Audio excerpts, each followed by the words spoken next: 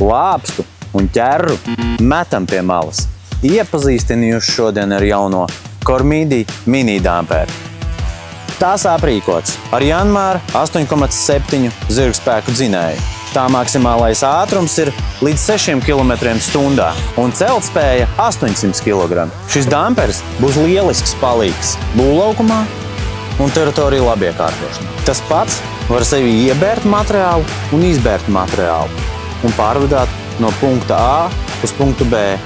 Pavisam viegli. Tas aprīkots ar gumijas kāpurķēdēm, kas dod iespēju strādāt gan iekštelpās, gan ārtelpā. Tā platums ir nieka 84 cm, kas dos iespēju iebraukt gandrīz pa visām durvīm.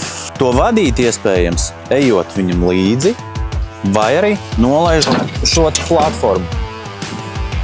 Šī dampera vadība ir gaužām vienkārša.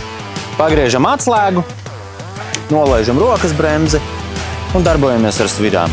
Šīs sviras darbinās kausu, savukārt ar šīm svirām kontrolēs dampera kustību uz priekšu un atpakaļ. Mēs piedāvājam Kormīdi damperus no 400 līdz 2000 kg. Ja tev arī ir nepieciešams šāds risinājums, sazinies ar mums!